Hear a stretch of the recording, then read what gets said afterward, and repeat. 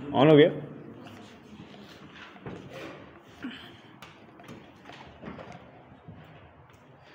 कल हम लोगों ने संविधान में क्या पढ़ा था? कल हम लोगों ने पढ़ा था राष्ट्रपति और उपराष्ट्रपति। ठीक है, तो 5 मिनट उसको थोड़ा सा रिवीजन कर लेते हैं, राष्ट्रपति और उपराष्ट्रपति का। आज और कल और हमारा संविधान अच्छा चलेगा और इसके बाद फिर हम इसकी समाप्ति कर देंगे और अगले हफ्ते से हमारा इकोनॉमिक्स चलेगा। ठीक है, ये ध्यान दीजिएगा, इकोनॉमिक्स बहुत बड़ा सब्जेक्ट है। आप इकोनॉमिक्स को हल्के मत लीजिएगा। इकोनॉमिक्स का करंट अफेयर प्लस इकोनॉमिक का जो इतिहास है और जो हमारा कोर्स है, इन सब तीनों को लिंक करना पड़ता है, तब जाके आप एग्जाम में इकोनॉमिक्स कर पाएंगे। जैसा अभी सर ने बताया कि खाली मैथ और रीजनिंग लगाते रहोगे तो उससे जो है आपका पेपर नहीं निकलने वाला। चहुमुखी विकास करना पड़ेगा अपना।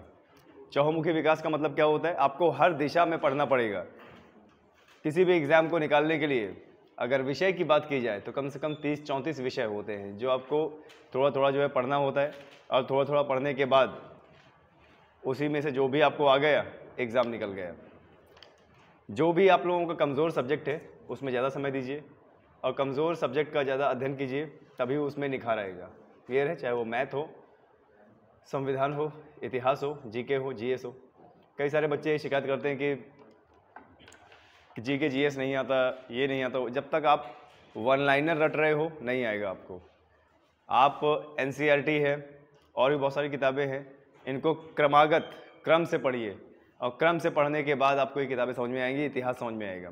और एक बार अगर आप इनको क्रम से पढ़ लेंगे तो आपका जीके जीएस बहुत अच्छे से स्ट्रांग हो जाएगा। ओके, चलिए, कल हमने राष्ट्रपति के बारे में पढ़ा था और राष्ट्रपति के बारे में पढ़ा था, थोड़ा सा उसका रिवीजन कर लेते हैं। तो राष्ट्रपति का उल्लेख कौन से भाग में है? राष्ट्रपति का उल्लेख भाग 5, अनुच्छेद कौन सा? 52। अनुच्छेद 52 कहता है कि भारत का एक राष्ट्रपति होगा। आया समझ में? क्लियर है? भारत के राष्ट्रपति के लिए क्या क्या योग्यता है, शर्तें क्या हैं? कि भारत का नागरिक हो, 35 वर्ष की आयु पूर्ण कर चुका हो, दिवालिया या पागल ना हो और लाभ के पद में ना हो। ठीक है, कार्यकाल कितना होता है इसका? 5 वर्ष। क्या क्या शक्तियाँ होती हैं? 7 प्रकार की शक्तियाँ मैंने कल बताया था ना। राष्ट्रपति की 7 प्रकार की शक्तियाँ मैंने बताया था। क्या क्या बताया था जरा बताइए। पहला क्या है? कार्यकारी शक्तियाँ। दूसरा क्या है? विधायिका शक्तियाँ। तीसरा वित्तीय शक्तियाँ और न्यायिक शक्तियाँ। और कौन सी? कूटनीतिक शक्ति, सैन्य शक्ति। और क्या है? आपातकालीन शक्ति। आप सभी लोगों को पता है कि हमारे पूरे देश में राष्ट्रपति कैबिनेट और प्रधानमंत्री की सलाह पर 3 प्रकार के आपातकाल लगाते हैं। आर्टिकल 352 यानी अनुच्छेद 352 के तहत राष्ट्रीय आपातकाल, अगर बाह्य आक्रमण हो जाए तो, और उसके बाद आर्टिकल 356 सशस्त्र विद्रोह या आंतरिक कलह, हमारे देश के अंदर ही कोई दिक्कत हो जाए या जो संवैधानिक व्यवस्था है वो विफल हो जाए या किसी राज्य में संविधान विफल हो जाए, उस दशा में आर्टिकल 356 राष्ट्रपति द्वारा लगाया जाता है, जिसको राष्ट्रपति शासन बोलते हैं। आर्टिकल 360 अगर हमारे देश में पैसों की कमी हो जाए, पैसा नहीं है, वित्तीय आपातकाल। और ध्यान दीजिएगा, हमारे संविधान में ये पूरा का पूरा उपबंध है, कभी भी अगर हमारे देश में वित्तीय आपातकाल लगाया जाएगा तो कोई भी व्यक्ति है उसकी सैलरी से कुछ पैसा काटा जाएगा, टैक्स बढ़ाया जा सकता है। क्लियर है? क्योंकि देश की भरपाई करनी है। अभी देखिए श्रीलंका का कैसा हाल है ना? पता है क्या, कभी भी परिवार अगर देश को चलाता है ना तो वो ले डूबता है, देश को ले डूबता है जब परिवार देश को चलाता है। आपको बता दें, वो ये सोच के बैठा रहता है कि हमेशा बस हमारे ही वंशज राजनीति में जाते रहें, और नतीजा प्रॉपर राजनीति का ज्ञान उन्हें नहीं हो पाता है। अभी जैसे हमारे देश में सन 1971 और 66 के बीच में जब इंदिरा गांधी को प्रधानमंत्री बनाया गया था तो उन्हें गूंगी गुड़िया बोलते थे, उन्हें कुछ नहीं आता था राजनीति का। आपने देखा कि 1971 से लेके 1976-77 का समय ये बिगड़ा हुआ काल था। हमारे देश में संविधान संशोधन, ताबड़तोड़ संविधान संशोधन किया गया, हमारे देश में आपातकाल लगाया गया। अब क्योंकि एक ही परिवार चलाने की कोशिश कर रहा था। साउथ में भी यही है। श्रीलंका में अगर जाए तो श्रीलंका में भी राजपक्षे नाम का जो परिवार है, तो राजपक्षे नाम का जो परिवार है वो सोच रहा है कि मैं ही चलाता रहूं। देख लो आज बेड़ा गर्क कर दिया पूरे श्रीलंका का। और हमारे देश में हमारे देश में भी डेमोक्रेसी है, लेकिन डेमोक्रेसी के नाम पे चलता तो वंशज ही है। आप बताइए, इसका एक कारण ये भी है कि हमारे पास चॉइस नहीं है। अभी आप देखिए, जो पहले वंशज चला करते थे, तो एक नई पार्टी अभी उभर के सामने आ रही है, आम आदमी पार्टी। आपने देखा होगा धीरे धीरे वह विस्तार कर रही है। अभी पंजाब का चुनाव उन्होंने जीता। अब अगर आम आदमी कोई पार्टी को छोड़ दिया जाए, तो जो लोकसभा का चुनाव होता है उसमें हमारे पास क्या चॉइस है? दो ही पार्टी के चॉइसेस है, या तो बीजेपी या तो कांग्रेस। आपको बीजेपी अच्छी नहीं लगेगी तो कांग्रेस को दोगे, कांग्रेस अच्छी नहीं लगेगी तो ओके। उत्तर प्रदेश की बात की जाए, उत्तर प्रदेश की बात की जाए तो दो ही पार्टी टक्कर में है, एक सपा और दूसरा बीजेपी। तो अब आपके पास दो ही चॉइस है, भाई सरकार किसकी बनानी है, या तो सपा की बना दो या तो जब चॉइस बहुत कम हो जाती है, हमारे पास चॉइस बहुत कम हो जाती है, तो उस समय वंशज ही चलता है। डेमोक्रेसी के नाम पे वंशज ही चलता है। वंशज से नाम आया कि हमारे देश का जो राष्ट्रपति होता है वो वंशानुक्रम नहीं होता है। वो कैसा होता है? बाकायदा चयनित होता है। उसका चुनाव कैसा होता है? अब अप्रत्यक्ष चुनाव प्रणाली होता है, और उसका चुनाव संपन्न कौन कराता है? भारत का निर्वाचन आयोग। ठीक है। और राष्ट्रपति के चुनाव के लिए कौन कौन भाग लेते हैं? संसद के निर्वाचित सदस्य और विधानसभा, आधे से ज़्यादा राज्यों के विधानसभा और 2 केंद्र शासित प्रदेशों के विधानसभा। तो ये 2 केंद्र शासित प्रदेशों के विधानसभा कौन कौन है? पौंडीचेरी और दिल्ली। ये काफ़ी बार एग्जाम में आता है कि देखिए, केंद्र शासित प्रदेश का मतलब ही है, केंद्र शासित प्रदेश का मतलब ही है कि ये जो राज्य है, यहाँ पर जो शासन चलेगा वह किसका चलेगा? केंद्र का चलेगा। हमारी 8 केंद्र शासित प्रदेशों में 2 केंद्र शासित प्रदेश ऐसे हैं जो केंद्र से तो चलते ही चलते हैं, लेकिन वहाँ पर राज्य का शासन भी है, बाकायदा वहाँ पर चीफ मिनिस्टर भी है, पौंडीचेरी और दिल्ली। दिल्ली के जो आपने देखा वो सीएम अरविंद केजरीवाल, और उनकी जो पार्टी है आम आदमी पार्टी है ना, झाड़ू उनका क्या है?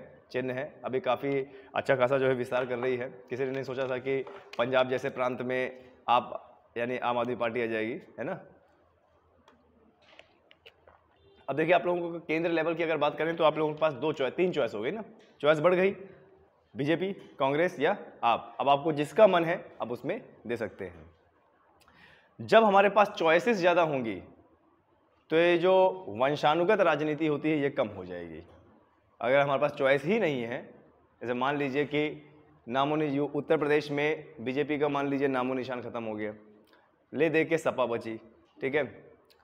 अब मान लीजिए सपा में भी बहुत सारे लीडर हैं, जैसे आपने देखा होगा अखिलेश यादव, शिवपाल यादव, मुलायम सिंह यादव। मान लो इसी में कंपटीशन चल रहा है, आपके पास सिर्फ एक चॉइस बचा है, तो आप इन्हीं में से किसी एक को दोगे ना वोट। अगर आपके पास चॉइस नहीं है तो आप इन्हीं सब लोगों में से किसी एक को वोट दोगे।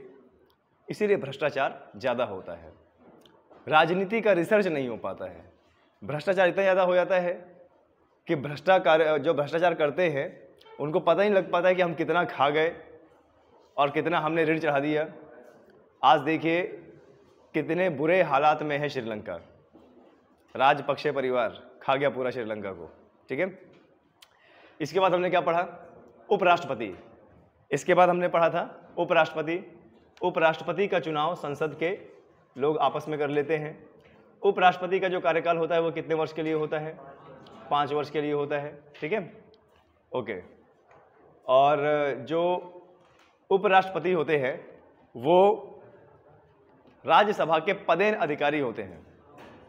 राज्यसभा के पदेन अधिकारी का क्या मतलब है? कि वह सभापति होते हैं, और उपराष्ट्रपति अपना त्यागपत्र देते हैं राष्ट्रपति को, और उपराष्ट्रपति को जो शपथ ग्रहण करवाता है वो है राष्ट्रपति।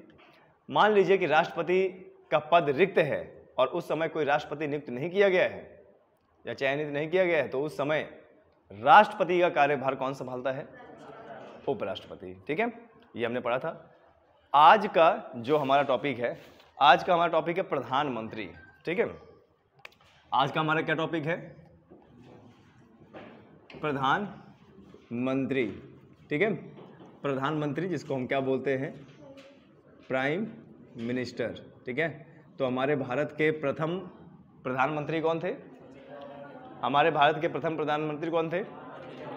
पंडित जवाहरलाल नेहरू। वर्तमान के कौन है अभी? नरेंद्र मोदी। उनसे पहले कौन था? उनसे पहले कौन था? मनमोहन सिंह। मनमोहन सिंह से पहले कौन था? अटल बिहारी वाजपेयी। ठीक है, ये क्रम आपको पता होना चाहिए।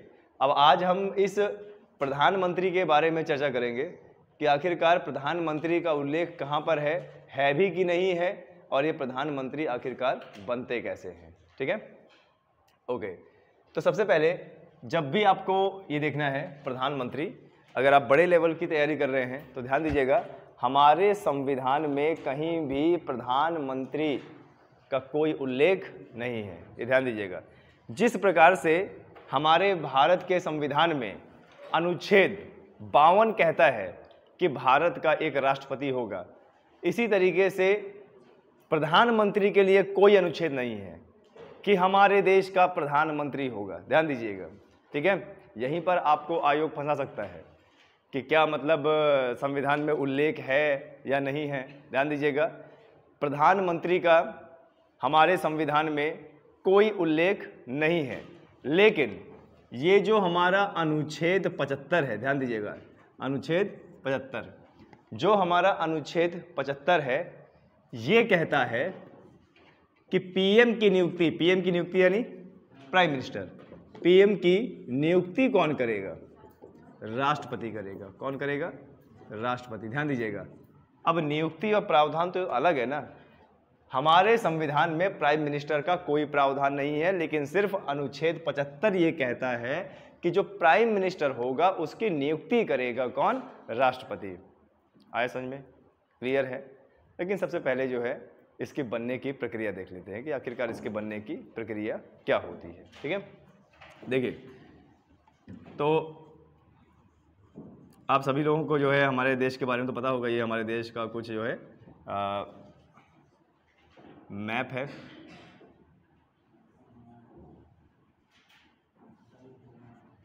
ये हमारे भारत का कुछ मैप है, कुछ इस तरीके से कि रफली मैप मैंने बनाया है। मैप हमारे भारत में 28 राज्य और 8 केंद्र शासित प्रदेश हैं। और आप बोल सकते, आपने देखा होगा कि हमारे भारत की जो उद्देशिका है और हमारे भारत का जो पहला भाग है उसमें क्या लिखा हुआ है कि भारत राज्यों का संघ है, यानी ये पूरा का पूरा भारत ग्रुप ऑफ स्टेट है। ये क्या है? कई सारे राज्यों से मिलकर बना है, और इस भारत की बाउंड्री से किसी को भी बाहर निकलने का कोई अधिकार नहीं है। अंदर, भारत के अंदर बाउंड्री छोटी बड़ी हो सकती है, दूसरा राज्य बन सकता है, लेकिन इस भारत की बाउंड्री से किसी को भी बाहर निकलने का कोई अधिकार नहीं है। अब देखिए, इस भारत में टोटल 8 राज्य और 8 केंद्र शासित प्रदेश, ठीक है, ध्यान दीजिएगा, इस पूरे के पूरे भारत के 28 राज्य और 8 केंद्र शासित प्रदेश में जो कंट्रोल करता है वो करता है पीएम, और किसके माध्यम से? कैबिनेट के माध्यम से। किसके माध्यम से? कैबिनेट के माध्यम से। ठीक है, पीएम जो कि इस कैबिनेट का हेड होता है, और इस कैबिनेट में कौन होते हैं? मंत्रीगण। कौन होते हैं? मंत्रीगण होते हैं। ठीक है, लेकिन सवाल ये है कि ये चलो पूरे देश को कंट्रोल करते हैं, लेकिन आखिरकार इनको कंट्रोल करने का अधिकार देता कौन है? ये आते कैसे हैं? ठीक है, तो आपने सुना होगा हमारी संसद, आपने सुना होगा संसद, और संसद के हमारे 3 अंग होते हैं। कौन सा? एक राष्ट्रपति होता है, और एक क्या होता है? लोकसभा होता है, और क्या होता है? राज्यसभा होता है। ठीक है, आया समझ में? लोकसभा को हम क्या बोलते हैं? निचला सदन। ठीक है, निचला सदन, और इसको क्या बोलते हैं? उच्च सदन। आया समझ में? हर 5 साल बाद हमारे देश में हर 5 साल बाद लोकसभा के चुनाव होते हैं। यहीं से आपको पता चल गया कि लोकसभा का कार्यकाल कितना होता है? 5 वर्ष, यानी ये स्थायी नहीं है, ये कैसा है? अस्थायी है। ठीक है, अब लोकसभा के चुनाव होते हैं, तो लोकसभा के चुनाव का मतलब ही है कि पूरे भारतवर्ष में, यानी पूरे अखिल भारत यानी ऑल इंडिया से, या ये इसके जो लोकसभा के जो मेंबर होंगे वो चुन के आएंगे। आए समझ में? अब देखिए, हमारे पास तो 28 राज्य है, 28 राज्यों में जिले भी होंगे, 28 राज्यों में लोकसभा क्षेत्र होते हैं। ठीक है, लोकसभा क्षेत्र होते हैं। अब जैसे अगर हम चित्रकूट में हैं और यहाँ का जो लोकसभा क्षेत्र है यहाँ के लोकसभा क्षेत्र में क्या क्या मिला हुआ है, कौन कौन सा क्षेत्र मिला हुआ है, चित्रकूट और बांदा। तो हमारे जो माननीय RK पटेल ये हमारे सांसद हैं, तो इनके अंडर में कौन कौन सा क्षेत्र आ रहा है, ये आ रहा है कौन सा हमारा, चित्रकूट और बांदा। तो इसी तरीके से जितने भी हमारे 28 राज्य हैं, 28 राज्यों में कई सारे जिलों को मिलाकर, 28 राज्यों में बहुत सारे जिले होंगे, 600 साढ़े 600 से ज़्यादा जिले हैं, और उसमें से क्या है कई सारे जिलों को मिलाकर एक लोकसभा क्षेत्र बनता है। और उस लोकसभा क्षेत्र से हर पार्टी, राजनीतिक पार्टी अपना अपना दावेदार खड़ा करती है, उम्मीदवार खड़ा करती है। ठीक है, जैसे मैं कुछ पार्टी के नाम गिनाना चाहूँगा, जैसे ऑल इंडिया लेवल की जो पार्टी है, भारतीय स्तर की जो पार्टी है, ठीक है, नेशनल स्तर की राष्ट्रीय पार्टी है, जैसे बीजेपी है, जैसे आपका कांग्रेस है, सपा है, आप है, ये राष्ट्रीय लेवल की पार्टी है। तो क्या होता है, जब लोकसभा चुनाव होता है तो पूरे भारत से यह हर लोकसभा क्षेत्र से अपने दावेदार खड़े करते हैं, उम्मीदवार खड़े करते हैं। ठीक है, फिर क्या होता है, यहाँ पर प्रत्यक्ष चुनाव प्रणाली होती है। क्या होती है, प्रत्यक्ष चुनाव प्रणाली। अब प्रत्यक्ष चुनाव, ध्यान दीजिएगा, कभी भी प्रत्यक्ष चुनाव का मतलब होता है कि जब डायरेक्टली जनता अपने घर से निकलकर पोलिंग बूथ पर जाती है और बटन दबाती है, ईवीएम मशीन का बटन दबाती है, उसको बोलते हैं प्रत्यक्ष, यानी आप खुद जाके अपना नेता चुन रहे हो। ठीक है, अब आप देखिए हमारे देश में उत्तर प्रदेश है, महाराष्ट्र, केरला, कर्नाटका, पंजाब, राजस्थान, इतने सारे राज्य हैं। इतने सारे राज्यों में कई लोकसभा क्षेत्र होते हैं, और कई लोकसभा क्षेत्र से कई सारे मेंबर खड़े होते हैं, आए समझ में। और जब वोटिंग होती है, और वोटिंग होने के बाद जो भी पार्टी जीतती है, पार्टी का मतलब पूरे लोकसभा क्षेत्रों में से जितने भी लोग जीत कर आते हैं, या जो भी पार्टी के सदस्य जीत कर आते हैं, उनको बहुमत मिलता है। और बहुमत मिलने के बाद जो बहुमत प्राप्त दल होता है वह अपनी सरकार बनाता है। क्या बनाता है, सरकार। मान लीजिए, समझिएगा अभी ध्यान से, मान लीजिए कि बहुत सारी पार्टी हैं, बहुमत किसी को नहीं मिला, बहुत सारी पार्टी हैं और बहुमत किसी को नहीं मिला। तो जब बहुमत किसी को नहीं मिलेगा तो वहां पर एक शब्द आता है गठबंधन। कई सारी पार्टियों का गठबंधन होता है, और उन्हीं के जीते हुए जो लोग होते हैं आपस में गठबंधन करके किसी एक व्यक्ति को पीएम बनाते हैं, कोई दूसरा मंत्री बनता है, यानी सरकार बनाते हैं। आए समझ में, क्लियर है, कोई दिक्कत यहां तक? अच्छा, अब जरा देखिए, जैसे मैंने बताया कि लोकसभा, तो लोकसभा क्षेत्र से किसी भी पार्टी के लोग जब जीत के आएंगे और किसी पार्टी को जब बहुमत प्राप्त होगा तो वो क्या करेगा, वो सरकार बनाएगा। क्या बनाएगा, सरकार। क्योंकि लोकसभा का चुनाव है तो वह सरकार का स्वरूप कैसा रहेगा, केंद्र सरकार, यानी ऑल इंडिया लेवल की सरकार बनाएगा, ऑल इंडिया लेवल की सरकार बनाएगा। अभी जैसे हमारे लोकसभा में टोटल 552 सीटें हैं, जिसमें दो क्या थी, मनोनीत थी, दो क्या थी, मनोनीत थी, बाकी अधिकतम सीटें कितनी है, 550। अब अधिकतम सीटें 550 हम कब मानेंगे कि किसी दल को बहुमत मिला है, जब वो 50% से ज़्यादा होगी सीटें, है ना, आधे से ज़्यादा सीटें होंगी, तभी तो हम मानेंगे ना कि बहुमत मिला है। तो किसी पार्टी को अगर बहुमत मिला है और उस बहुमत मिलने के बाद वह अपनी सरकार बनाएगा, जितने भी उसके लोग होंगे वो सब जो है लोकसभा में बैठेंगे, जितने भी जीते हुए लोग होंगे। आए समझ में?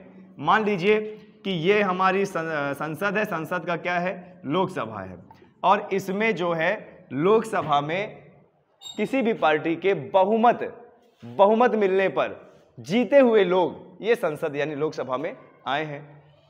मान के चलते हैं कि 370, मान के चलते हैं कि 370। अब 550 में से 370 तो बहुत ज़्यादा है। मान लीजिए किसी पार्टी के पूरे भारत में से 370 लोग जीत के आए हैं, 550 में से 370 लोग जीत के आए हैं, तो ये 550 में से 370 लोग जीत के आ गए तो क्या हो गया, बहुमत हो गया। अब बहुमत मिल गया, जीत गई पार्टी, अब क्या होगा, यहाँ पर सरकार बनाएंगी, क्योंकि लोकसभा है तो किस लेवल की सरकार बनाएगी, केंद्र सरकार। ठीक है, अब इतने लोग जो जीते हैं ये लोकसभा में बैठेंगे, और लोकसभा संसद का अंग है, तो ये सभी के सभी लोग क्या कहलाएंगे, एमपी। क्या कहलाएंगे, एमपी। एमपी का मतलब क्या होता है, मेंबर ऑफ पार्लियामेंट। एमपी का मतलब क्या होता है, मेंबर ऑफ पार्लियामेंट। आए समझ में, यहां तक कोई दिक्कत? अच्छा, हिंदी में क्या बोलेंगे इनको, सांसद। ठीक है, सांसद, और ये सभी बहुमत दल लोकसभा में बैठेगा, ठीक है, अपनी पार्टी के साथ, और जो भी पार्टी की स्कीमें होंगी उनके साथ कंधा से कंधा मिलाकर चलेगा। ये जितने भी 370 लोग होते हैं इसमें सभी को, आपको बता दें, सभी मंत्री नहीं बनते हैं, कुछ मंत्री बनते हैं और कुछ लोगों को ही मंत्रालय दिया जाता है, ये ध्यान दीजिएगा। अब मान लीजिए कि इतने सारे लोग जीत कर आए, अब इतने सारे लोगों में आपस में यह बात चलेगी, आपस में यह तय होगा कि हमारे बहुमत दल में कौन प्रधानमंत्री बनेगा। ये आपस में डिस्कस करेंगे और आपस में डिस्कस करने के बाद अपने किसी एक नेता को प्रधानमंत्री बनाएंगे, किसी भी एक नेता को प्रधानमंत्री बनाएंगे, और उस प्रधानमंत्री की नियुक्ति कौन करेगा? राष्ट्रपति करेगा। आए समझ में? अब देखा, यहां से हमारे संविधान में कोई प्रावधान नहीं है प्रधानमंत्री का कि भारत का एक प्रधानमंत्री होना चाहिए। क्यों नहीं है पता है? क्योंकि जब आपातकाल लग जाता है तो शासन कौन करता है? राष्ट्रपति। इनडायरेक्टली करता है लेकिन करता है, राष्ट्रपति करता है। इसलिए हमारे भारत के संविधान में किसी भी राष्ट्रपति, किसी भी प्रधानमंत्री का कोई उल्लेख नहीं है। अब आपको समझ में आया कि देश में जो प्रधानमंत्री होता है वो कैसे बनता है? जब लोकसभा के चुनाव होते हैं और पूरे भारत के लोकसभा क्षेत्र से किसी भी एक पार्टी का जो बहुमत प्राप्त होता है, और जितने लोगों को बहुमत प्राप्त हुआ है उतने लोगों में से कोई एक आदमी प्रधानमंत्री बन जाता है, और वही प्रधानमंत्री, ध्यान दीजिएगा, इतने लोगों में से जो जीत के आए हैं उसमें से कोई एक बन जाता है प्रधानमंत्री सबकी सहमति से, और वही प्रधानमंत्री फिर राष्ट्रपति से सिफारिश करता है। ये जो पीएम है ये राष्ट्रपति से क्या करता है? सिफारिश करता है। किस बात की? मंत्री बनाने की, ठीक है, ये ध्यान दीजिएगा। एक आदमी जब पीएम बन गया तो वही आदमी जो पीएम है, प्रधानमंत्री है, राष्ट्रपति से सिफारिश करके इन्हीं लोगों में से कुछ लोगों को मंत्री बनवा देगा। यानी मंत्री की नियुक्ति कैसे होती है? प्रधानमंत्री की सलाह पर। और वो प्रधानमंत्री किसको सलाह देगा? राष्ट्रपति को सलाह देगा कि भाई इनको बना दीजिए, इनको ये मंत्रालय बना दीजिए। और राष्ट्रपति जिन जिन को मंत्री बनाएगा पीएम के कहने पर उन्हीं को मंत्रालय आवंटित करेगा। मंत्रालय आवंटित का मतलब सीधी सी बात है, कोई मंत्री बनेगा तो उसको मंत्रालय भी तो दिया जाएगा, शिक्षा मंत्री, रेल मंत्री, ठीक है, और ह्यूमन राइट मंत्री, एनवायरनमेंट मंत्री, ठीक है, खनिज पदार्थ के मंत्री, ऐसे करके। यहां तक आपको समझ में आया? अब यहां पर सेवा शर्तें क्या होती हैं कि कोई भी आदमी अगर पीएम बनेगा, कोई भी आदमी अगर पीएम बनेगा, कौन बन सकता है? नहीं, भारत का प्रधानमंत्री बनने के लिए सबसे पहली योग्यता कि वह भारत का नागरिक हो, ठीक है। आए समझ में? वह क्या हो? भारत का नागरिक हो, और वह दिवालिया घोषित ना हो, वह लाभ के पद में ना हो, ठीक है। अच्छा, प्रधानमंत्री बनने के लिए क्या यह जरूरी है कि वह संसद का सदस्य हो? प्रधानमंत्री बनने के लिए यह जरूरी नहीं है कि वह संसद का सदस्य हो, लेकिन अगर उसे प्रधानमंत्री या कोई अन्य मंत्री बनाया जाता है बिना संसद के सदस्य के, तो अगले 6 महीने के अंदर उसे संसद की सदस्यता लेनी होगी। तो ये प्रावधान कब जोड़ा गया हमारे भारत में? 42वें और 44वें संविधान संशोधन के तहत। आया समझ में?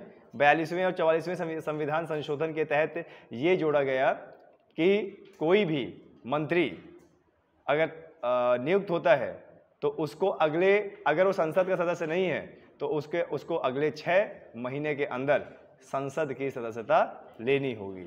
ये विधानसभा में भी लागू होता है और यह लोकसभा में भी लागू होता है। आया समझ में? तो देखिए यहाँ पर क्या है, पीएम के लिए क्या बोला गया है कि पीएम कौन होना चाहिए? भारत का नागरिक होना चाहिए। आया समझ में? वह दिवालिया घोषित नहीं होना चाहिए, वह लाभ के पद में ना हो, और अगर वो संसद के किसी भी सदन का सदस्य नहीं तो भी चलेगा, लेकिन 6 महीने के अंदर उसको सदस्यता लेनी पड़ेगी। आया समझ में? ऐसे बहुत सारी सरकारें हुई हैं। जब कोई भी प्रधानमंत्री जो बना है वो कहीं से भी चुन के नहीं आए लेकिन प्रधानमंत्री बना दिया गया, जैसे इंदिरा गांधी, जैसे मोरारजी देसाई, वीपी ऐसे कुछ के करके है ना, और देवगौड़ करके आपने देखा होगा। बाद में इन्होंने सदस्यता लिया है, ठीक है। ओके, इसको क्या मैं मिटा सकता हूं?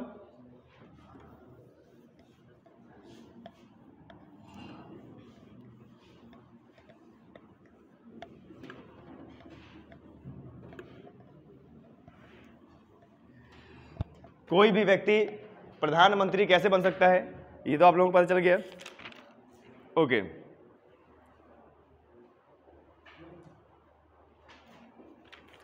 देखिए बॉयज एंड गर्ल्स, जब हमारे देश में ऐसे व्यक्ति जो किसी भी संसद के सदस्य नहीं थे और उनको प्रधानमंत्री बना दिया गया, उनमें से थे जैसे इंदिरा गांधी, चौधरी चरण Singh, VP Singh, Chandrashekhar, PV Narasimha Rao, Atal Bihari Vajpayee, HD Deve Gowda और आई.के. गुजराल, ठीक है। और फिर उसके बाद दोबारा से अटल बिहारी वाजपेयी, लेकिन बाद में इन्होंने सदस्यता ली।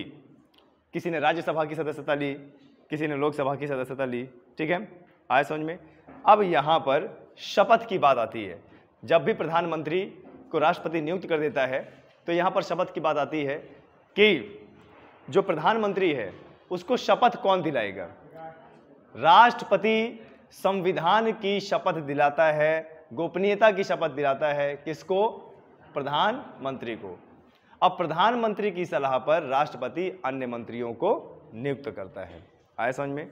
ओके, अब यहां पर बात करते हैं प्रधानमंत्री के कार्य, ठीक है। प्रधानमंत्री के कार्य,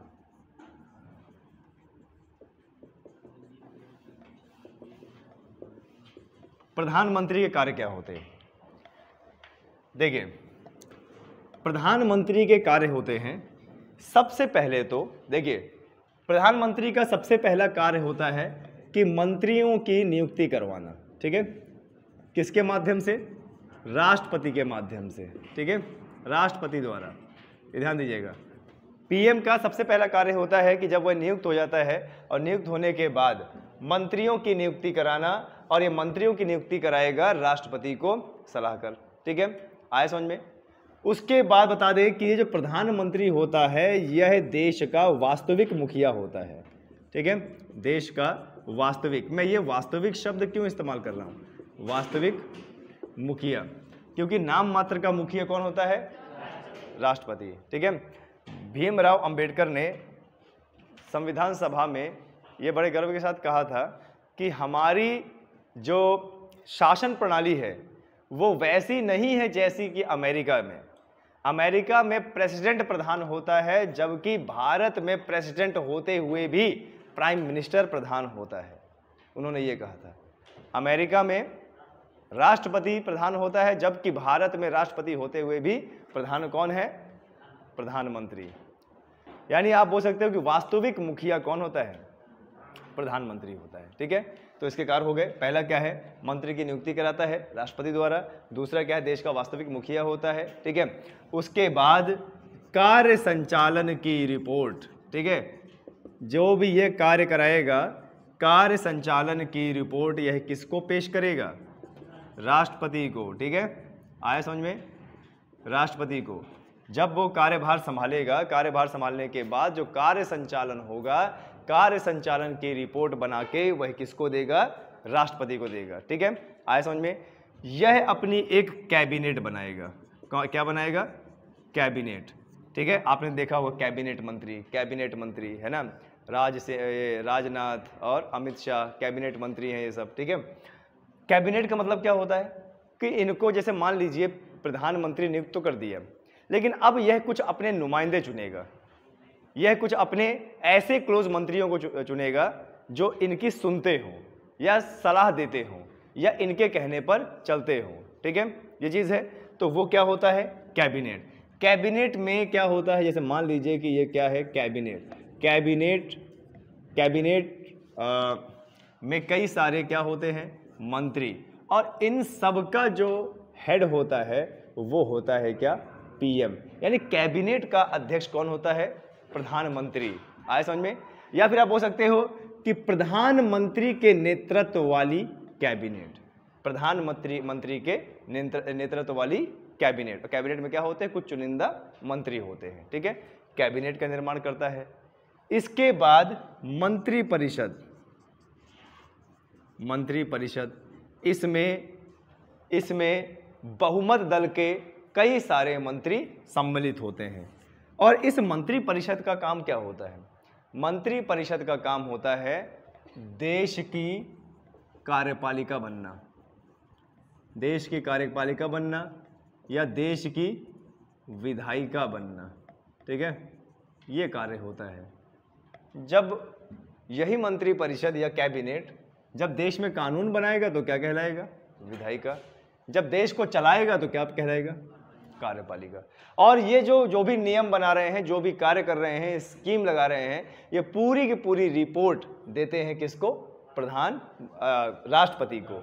और हमारे देश में जितने बड़े भी कॉन्ट्रैक्ट होते हैं, काम होते हैं, डेवलपमेंट होता है, स्कीम आता है, ये सब किसके नाम पर होता है? राष्ट्रपति के नाम पर होता है, ठीक है। चलिए और देख लेते हैं प्रधानमंत्री के क्या क्या कार्य होते हैं। ओके, प्रधानमंत्री का एक और कार्य होता है मंत्रालय आवंटन करना, ठीक है, ध्यान दीजिएगा। मंत्रालय, अब उसने देख लिया कि भाई हमारा तो बहुमत दल वाली सरकार है और मैं तो नियुक्त हो चुका हूं। अब वो क्या करेगा? अपने मनपसंद लोगों को क्या करेगा? मंत्री बनाएगा। और मंत्री बनाने के बाद, मंत्री का मतलब क्या? जिसके अंडर में कोई मंत्रालय हो, तो उनको मंत्रालय भी आवंटन करेगा कि आप शिक्षा मंत्रालय संभालिए, आप रेल मंत्रालय संभालिए, आप उड्डयन मंत्रालय संभालिए, आप खनिज मंत्रालय संभालिए, आप पृथ्वी मंत्रालय, आप विज्ञान मंत्रालय संभालिए, ऐसे करके। यानी अलग अलग मंत्रियों को मंत्रालय देना इसका काम है। आए समझ में? सबसे बड़ा जो पॉइंट है ये वाला, ये हमको ऐसा लगता है कि केंद्र लेवल का जो मंत्री होगा वो तो बहुत बड़ा मंत्री होता है, उसकी भी नियुक्ति राष्ट्रपति करेगा। अरे नियुक्ति करता है राष्ट्रपति, लेकिन किसकी सलाह पर? ठीक है, सलाह पर, आज से नहीं। और आपको बता दें, ये जितने भी मंत्री नियुक्त होते हैं, ठीक है, यह राष्ट्रपति की दया भाव पर कार्य करते हैं, दया भाव पर, ठीक है, कार्य करते हैं। यानी अगर राष्ट्रपति इनको, ध्यान दीजिएगा, अगर राष्ट्रपति इनको नियुक्त कर रहा है तो राष्ट्रपति इनके कार्यकाल से पहले इनको हटा भी सकता है। लेकिन दोनों में एक ही सिद्धांत, अगर प्राइम मिनिस्टर की सलाह पर ये नियुक्त हो रहे हैं तो प्राइम मिनिस्टर की सलाह पर ये हटाए भी जाएंगे। लेकिन हटाएगा कौन? राष्ट्रपति। यानी मंत्रियों का कार्यकाल स्थिर नहीं रहता है, अस्थायी है, वो कभी भी हटाए जा सकते हैं। यानी वह राष्ट्रपति के प्रसाद पर्यंत काम करते हैं, राष्ट्रपति के दया भाव पर कार्य करते हैं। आए समझ में? और देख लेते हैं इसे क्या क्या कार्य है। कभी भी मंत्रिपरिषद की बैठक होती है। देखिए मंत्रिपरिषद का मतलब क्या होता है? जिसमें सभी मंत्रीगण होंगे, मंत्रिपरिषद, ठीक है। और मंत्रिपरिषद का, ये मंत्रिपरिषद की कितनी स्ट्रेंथ होनी चाहिए, कि मंत्रिपरिषद में कितने लोग होने चाहिए? तो लोकसभा में जितनी भी सीटें होंगी उसका कितना परसेंट? 15%। ये जो मंत्रिपरिषद बन रहा है, ये जो मंत्रिपरिषद बन रहा है, इस मंत्रिपरिषद में कितने मंत्री होने चाहिए या कितने लोग होने चाहिए? तो वो क्या है? लोकसभा में जितनी भी सीटें होंगी उसका 15% यानी 15/100। आए समझ में? कभी भी देश में कोई बड़ा डिसीजन लेना होता है या फिर कोई कार्य करवाना होता है या डेवलपमेंट करवाना होता है या कुछ भी ऐसे डिसीजन लेना होता है, कार्यपालिका, विधायिका, तो उस समय मंत्रिपरिषद की बैठक होती है। और उस मंत्रिपरिषद की बैठक कौन करता है? पीएम। यानी मंत्रिपरिषद का भी क्या हेड कौन होता है? ठीक है। अब यहां पर कार्यकाल की बात करते हैं। प्रधानमंत्री का कार्यकाल कितने वर्ष का होता है? 5 वर्ष का। जब भी प्रधानमंत्री नियुक्त होता है तो प्रधानमंत्री नियुक्त होता है तो वह निमंत्रण भेजता है राष्ट्रपति को कि आइए और हमारे नए लोकसभा का सत्र को शुरू करवाइए। आया समझ में? वह राष्ट्रपति को निमंत्रण भेजता है कि आइए और आदेश दीजिए, हम नए निर्मित प्रधानमंत्री हैं और लोकसभा का संचालन शुरू करवाएं। तो अगर प्रधानमंत्री लोकसभा का संचालन शुरू करवाता है तो उसको भंग भी कर सकता है। प्रधानमंत्री राष्ट्रपति को सिफारिश भेजता है कि लोकसभा सही से नहीं चल रही है, कृपया इसे आइए और भंग कीजिए। तो प्रधानमंत्री की सलाह पर लोकसभा को भंग भी किया जा सकता है। अभी आपने देखा कि जो भी मंत्री हैं, मंत्री क्या है, मंत्री का कार्यकाल कितना है, 5 साल, और कैसे नियुक्त हो रहा है, राष्ट्रपति द्वारा पीएम की सलाह पर। ठीक है, तो ये कुछ इस तरीके से होता है। देखिए, जैसे मान लीजिए कि ये कोई लकड़ी है, इस लकड़ी को पकड़ा हुआ है पीएम ने, और पीएम कहाँ पे है, केंद्र में। ये मान लीजिए पीएम है, केंद्र में इन्होंने अपनी सरकार बनाई हुई है। समझिएगा ध्यान से, मान लीजिए पीएम है, इन्होंने केंद्र में अपनी जो है सरकार बनाई है। अब पीएम तो मुखिया होता है, वास्तविक मुखिया, कैबिनेट का भी मुखिया। इसके नीचे इसके कई सारे जो है मंत्री हैं, ऐसे करके लटके हुए हैं इसमें, ध्यान दीजिएगा।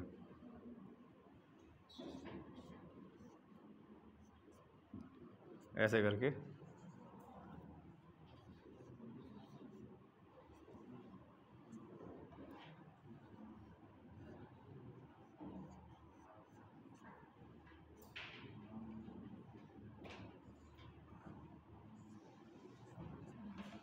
देखिए, ध्यान दीजिएगा। मान लीजिए ये हमारा प्रधानमंत्री है, और ये प्रधानमंत्री अपने सभी मंत्रियों को टांगे हुए हैं, और यही होता है पूरा का पूरा क्या, मंत्री परिषद। क्या होता है, मंत्री परिषद। अब मंत्री परिषद का हेड कौन, पीएम, है ना। ऊपर केंद्र की सरकार है, केंद्र की सरकार में पीएम ऐसे हाथ पकड़े हुए, और बाकी मंत्रियों का ऐसे अपने हाथ पकड़े हुए। ठीक है, अब जरा दिमाग लगाइए कि इसने हाथ छोड़ दिया तो क्या होगा, ये सब के सब गिरेंगे ना। ऐसा तो नहीं है ना कि ये अगर पीएम मोदी हाथ छोड़ेगा, मोदी का नाम आ रहा है देखो,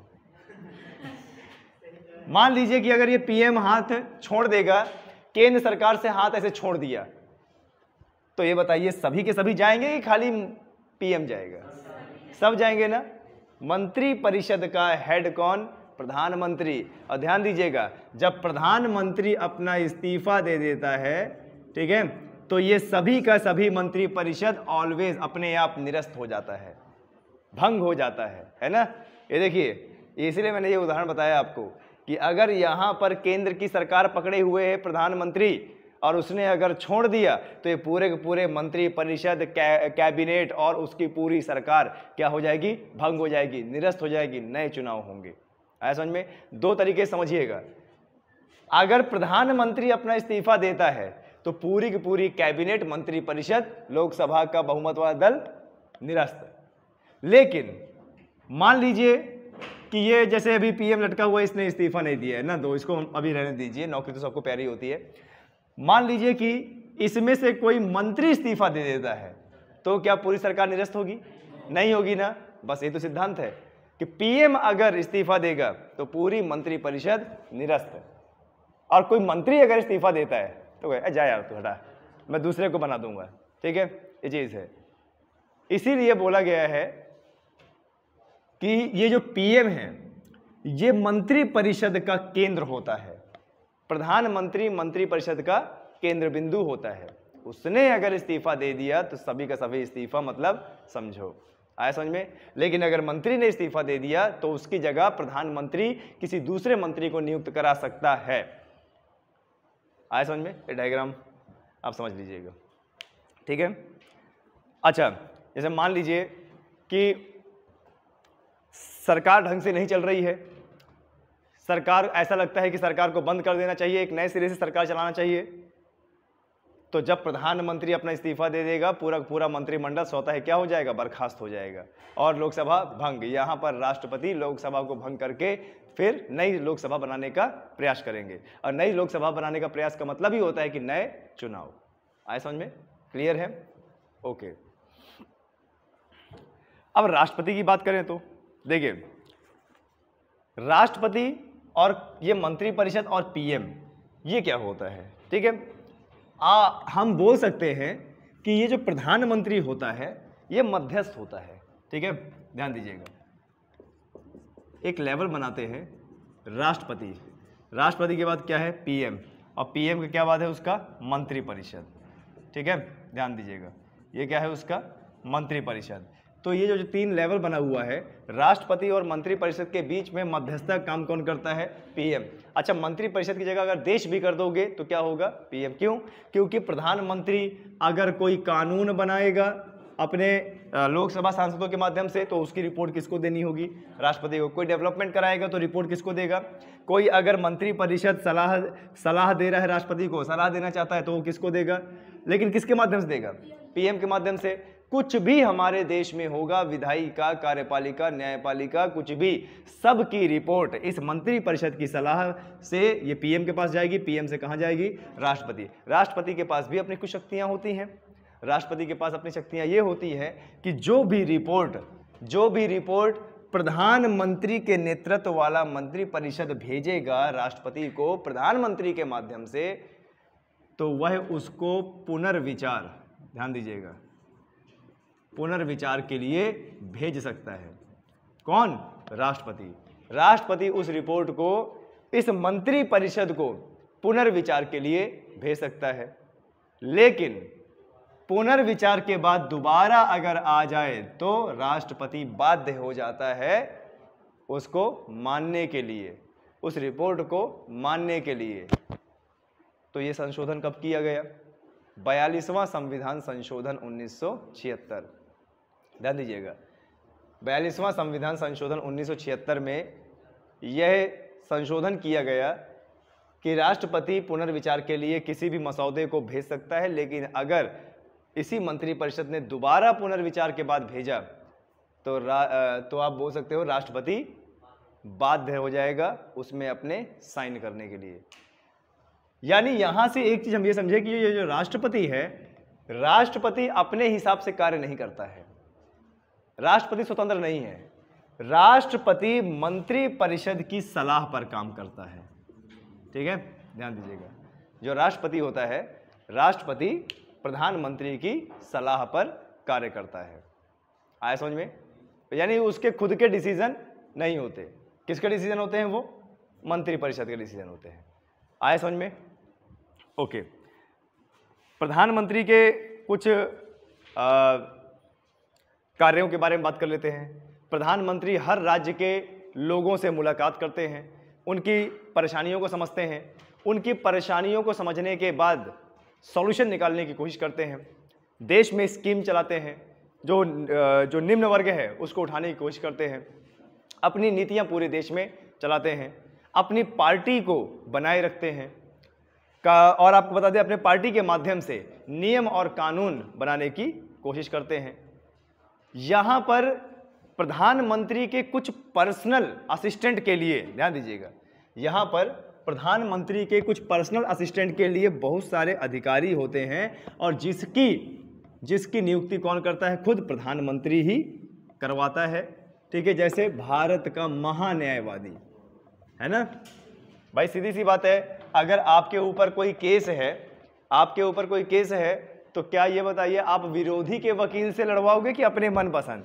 विरोधी के वकील से लड़वाओगे तो हरवा देगा तुम्हें, है ना। यहां पर आजादी दी गई है कि कोई भी केस अगर होता है तो आप अपने मनपसंद वकील से लड़ सकते हो। तो सरकार का मनपसंद वकील कौन होता है? सरकार का मनपसंद वकील होता है भारत का महान्यायवादी, जो न्यायालय में सरकार की पैरवी करता है। किसकी पैरवी करता है? सरकार की। तो ऐसे प्रधानमंत्री हमारे बहुत सारे डिपार्टमेंट के अध्यक्ष होते हैं। ध्यान दीजिएगा, ये जो प्रधानमंत्री होता है ये हमारे बहुत सारे डिपार्टमेंट के अध्यक्ष होते हैं।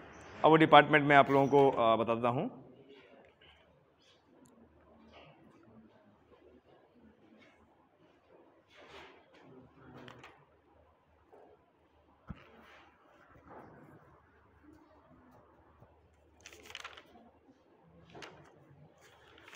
जैसे आपने सुना होगा नीति आयोग। नीति आयोग का अध्यक्ष कौन होता है? प्रधानमंत्री होते हैं, बिल्कुल सही।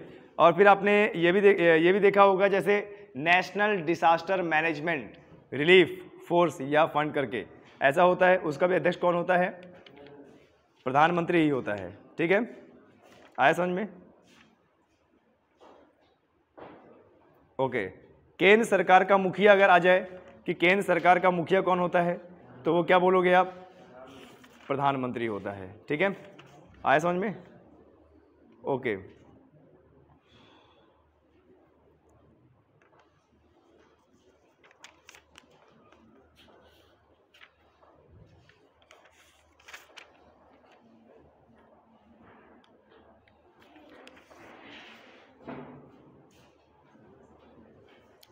ये इसको पॉज कर दीजिए, थोड़ा सा पॉज करना, बंद मत करना, ठीक है?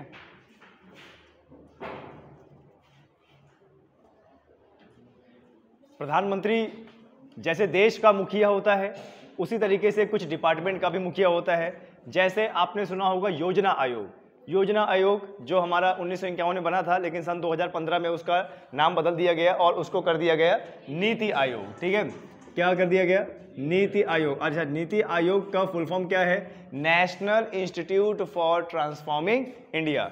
National institute for transforming India, इसका भी अध्यक्ष होता है। भारत के विकास परिषद का अध्यक्ष होता है। नेशनल डिसास्टर मैनेजमेंट या एनडीआरएफ जो होता है, उसका अध्यक्ष कौन होता है? प्रधानमंत्री होता है। और जैसे अंतर्राज्यीय परिषद होता है, उसका भी अध्यक्ष कौन होता है? प्रधानमंत्री होता है। ठीक है, अब जैसे आपने देखा होगा कि महान्यायवादी, भारत का महान्यायवादी यानी भारत का वकील, इसकी नियुक्ति करवाता है प्रधानमंत्री। संघ लोक सेवा आयोग और बहुत सारे ऐसे डिपार्टमेंट होते हैं जिसमें वह खुद सलाह देता है राष्ट्रपति को, और सलाह देने के बाद राष्ट्रपति को सलाह देने के बाद वह नियुक्ति करवाता है। आया समझ में? यहां तक कोई दिक्कत? ओके, चलिए एक एक करके हम अब अनुच्छेद पढ़ लेते हैं। देखिए, सबसे पहले इस चैप्टर में पढ़ते हैं अनुच्छेद 74। ठीक है, अनुच्छेद 74 क्या बोलता है? अनुच्छेद 74 कहता है कि ये जो राष्ट्रपति होगा, ठीक है, राष्ट्रपति अपने से कोई डिसीजन नहीं ले सकते। ध्यान दीजिएगा, राष्ट्रपति अपने से कोई डिसीजन नहीं ले सकते। राष्ट्रपति कार्य करेगा, ठीक है, कार्य करेगा। राष्ट्रपति कार्य करेगा, कैसे कार्य करेगा? सलाह पर ना। किसकी सलाह पर? बताइए। मंत्री परिषद की सलाह पर, मंत्री परिषद की सलाह पर। ठीक है, आया समझ में? अब देखिए, ये हमारा बोलता है अनुच्छेद 74। अनुच्छेद 74 बोलता है कि जो राष्ट्रपति कार्य करेगा वह मंत्री परिषद की सलाह पर, यानी वह खुद से कोई कार्य नहीं कर सकता, और राष्ट्रपति अगर कार्य करेगा तो उसको मंत्री परिषद की सलाह लेना जरूरी है। फिर उसके बाद आता है हमारा अनुच्छेद 75। अनुच्छेद 75 का मतलब क्या है? कि जो राष्ट्रपति है वह प्रधानमंत्री और अन्य मंत्रियों की नियुक्ति करेगा, यानी पीएम और अन्य मंत्री की नियुक्ति करेगा। अब ये बताइए, खाली अगर पीएम की बात की जाए तो सभी जो दल के लोग होते हैं वो अपना एक नेता चुन लेंगे जिसको राष्ट्रपति नियुक्त कर देगा, लेकिन मंत्रियों की बात अगर आएगी तो प्रधानमंत्री की सलाह पर बाकी जो है हमारे मंत्री चुने जाएंगे, नियुक्त किए जाएंगे। ठीक है, अगला है अनुच्छेद 77। ठीक है, अनुच्छेद 77। अनुच्छेद 77 क्या कहता है? भारत सरकार के कार्यों का संचालन। भारत सरकार के कार्यों का संचालन देश का वास्तविक मुखिया राष्ट्रपति के नाम पे करता है। कार्यवाही शुरू करना, जैसे मैंने अभी बताया कि जब भी लोकसभा का नया सत्र चालू होता है, एकदम नया सत्र कि आज से अगले 5 साल तक चलाना है इसे, तो उस समय क्या होता है? राष्ट्रपति को निमंत्रण भेजा जाता है और राष्ट्रपति के माध्यम से कार्य संचालन होता है। राष्ट्रपति के माध्यम से कार्य संचालन होता है। उसके बाद आता है अनुच्छेद 78। ठीक है, अनुच्छेद कार्य संचालन। भारत सरकार का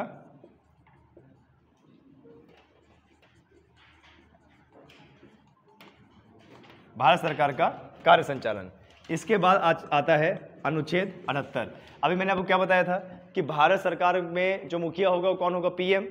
पीएम हमारे देश में जो भी कार्य करा रहा होगा, ठीक है, कार्य करा रहा होगा, नियम बना रहा होगा, कुछ भी करा रहा होगा, उसकी पूरी की पूरी रिपोर्ट वही किसको सौंपेगा? ठीक है, भारत की पूरी रिपोर्ट राष्ट्रपति को सौंपना। ठीक है, ये है अनुच्छेद क्या? 78।